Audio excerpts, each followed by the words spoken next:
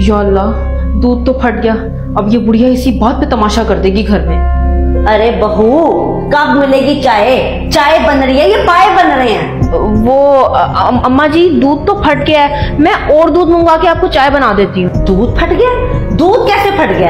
अभी सुबह ही तो मंगवाया है। ये जो तुमने अजाब अपने साथ पाल रखा है ना, इससे तुम्हारी जान छूटे तो काम पे ध्यान दो।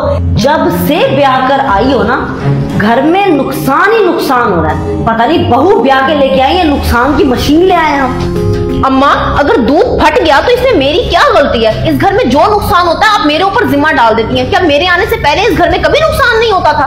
ओ बीबी, मैंने ये इतना बड़ा घर अकेले चलाया है। तुम्हारी तरह अगर नुकसान पे नुकसान करने पे आती ना तो बन जाता बस ये घर। सही कहते हैं, बुढ़ापे में ना दिमाग बच्चों जैसा हो जाता है। आपको तो मेरा सही काम भी गलत लगता है और गलत काम भी गलत लगता है। ये तो चलो फिर भी गलत हो गया। ये जो तुम्हारी आगे से टर जबान चलती है ना, ये तुम्हारी तरबियत का नतीजा है। और उस बेगैरत की दी हुई ढील है जो तुम्हारे कान नहीं खींचता गलत बात पे। आने दो आज उस बेगैरत को घर। तेरी तो मैं आज खिलाफ लगवा के रहूं। तो जितना ये तूने नुकसान का पोटला खोल रखा है ना इस घर में, सारा हिसाब करवाती हूँ आज। ओहो, क्या हो गया? गेट के बाहर तक आप दोनों की आवाज आ रही है। आज क्या महाज खड़ा हो गया अब इस घर में?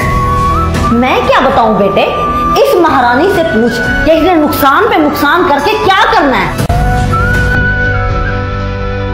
इमरान, मैं आपको बताती हूँ क्या बात है, आप चले मेरे साथ।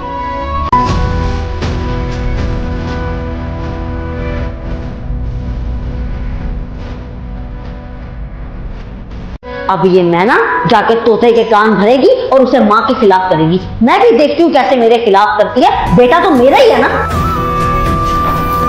मेरा ना अब आपकी माँ के साथ गुजारा नहीं है। आप मुझे अलग घर में रखें या मैं जाके अपने माँ बाप के घर रह लूंगी। मुझे थोड़ा बैठने तो दो, अभी मैं काम से थक कर आया हूँ। मुझे सांस तो लेने दो, थोड़ा सा आराम करने दो। मेरा जो आराम और सुकून यहाँ पे बर्बाद हुआ है, वो आपको किसी की जिंदगी से क्या लगे? आप तो इस घर में सिर्फ आराम करने के लिए आते हैं। दूसरे की जिंदगी जो अजाब बनी पड़ी है, आपको तो उससे कोई गर्ज ही नहीं है। बीवी हूं मैं आपकी, मेरे आराम और सुकून की जिम्मेदारी आपकी है। आप मुझे बता दें, अगर आपसे नहीं होता तो मैं अपने माँ बाप के घर चली जाती हूँ। चलो ठीक है, तुम बैठो इधर, मैं पानी का गिलास पी के आता हूँ।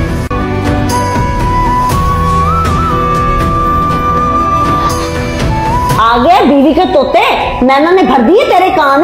बोल दे, बोल अब उसके पीछे लग के। माँ तो बुरी है, माँ तो बूढ़ी हो गई है, माँ के बाल सफेद हो गए हैं, माँ तो बस ऐसे ही बोलती रहती है। अम्मा ये देखो, मेरे हाथ जुड़े हैं, बस कर दो। इस घर में तो सुकून नाम की कोई चीज ही नहीं है। जा रहा हूं मैं। हाँ हाँ जाओ, सब इस घर से चले जाओ। सारी जवानी तरबियत करने में लगा दी कि कल को ये मेरा सहारा बनेगा। इस कल की आई लड़की ने मेरे बेटे को मेरे खिलाफ कर दिया। सही कहते हैं, बहुएं आती हैं, बेटे पराये हो जाते हैं। इस कल की आई लड़की ने ऐसा जाल बिछाया मेरे बेटे के इर्द गिर्द कि माँ को ही भूल गया। माँ ही गलत लगने लग जाती है उसे। अम्मा जी, आप सोने तो नहीं लगी थी? नहीं बेटा, बस तस्बीह कर रही थी। तुम बताओ, कोई काम है? अम्मा जी, मैंने आपके लिए अंडे और ब्रेड लाकर फ्रिज में रख दिए, आप उनसे ही नाश्ता कीजिएगा। वैसे भी कल रात आपकी तबीयत कुछ ठीक नहीं थी, आप 2-3 दिन हल्की फुल्की ग़िज़ा खाएं।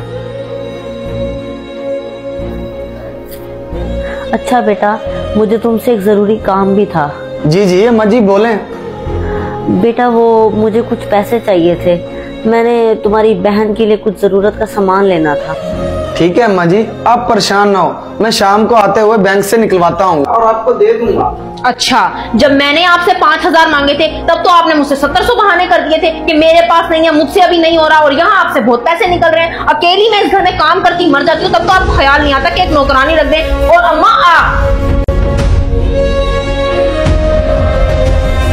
आपको तो भिनक लगने की देर है कि आपके बेटे के पास थोड़े से पैसे हैं, किसी न किसी बहाने से आप उसके पास से पैसे निकलवा ही लेती हैं। 1700 माकूल बहाने आपके पास होते हैं, कभी अपनी बेटी के लिए तो कभी अपनी बीमारियों के लिए आप पैसे निकलवा लेती हैं। बहू, जबान संभाल के बात किया करो मेरे साथ। मेरा बेटा मेरी मर्जी है, मैं उसे जितने मर्जी पैसे लूं। और तुम्हारे भाई को जो 20,000 रुपए दिए थे वो भी मेरे बेटे ने दिए थे। और जो रात को तुम खाना नहीं खाती, पके पकाए पकवान आ रहे होते हैं बाहर से, तुम्हें क्या लगता है मुझे नहीं पता? अच्छा, तो अब मेरे खाए पिए पे ध्यान रखा जा रहा है। अगर ये आपका बेटा है ना तो मेरा शोहर भी है, मेरी चीजों का ध्यान रखना इसका फर्ज है। ओहो बस कर दो तुम दोनों। अब तुम दोनों की रोज रोज की लड़ाई ने तो मुझे मरीज बनाकर रख दिया। जब मैं बोलती हूँ ना सारी की सारी बीमारियां आपको तभी लगती हैं, तभी आप मरीज बन जाते हैं। मैं तो गलत बोलती हूँ ना इस घर में। जैसे बंदा घर में सुकून के लिए आता है, लेकिन तुम दोनों ने घर का सुकून ही बर्बाद कर रखा है। मैं तुम दोनों को अब बता रहा हूँ, मेरी बर्दाश्त से काम बाहर हो गया। इस घर में तो मानो जैसे सुकून नाम की कोई चीज ही नहीं है। मेरी बात कान खोल कर सुन लो। अब अगर इस घर में लड़ाई हुई ना तो मैं ये घर हमेशा हमेशा के लिए छोड़कर चला जाऊंगा। लड़ते रहना तुम दोनों आपस में।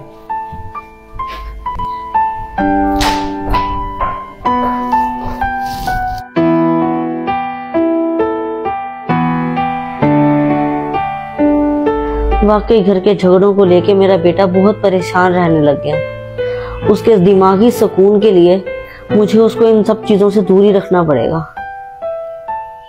मुझे इमरान के सुकून का ध्यान रखना चाहिए। अगर ऐसे ही घर के झगड़े चलते रहे तो इमरान तो नफ्सियाती मरीज बन जाएंगे, और अगर सच में वो घर छोड़ के चले गए तो मेरा क्या बनेगा? नहीं नहीं नहीं नहीं, मुझे लड़ाई झगड़े नहीं करने चाहिए। अब से मैं अपनी तरफ से पूरी कोशिश करूंगी कि घर का सुकून बर्बाद ना हो।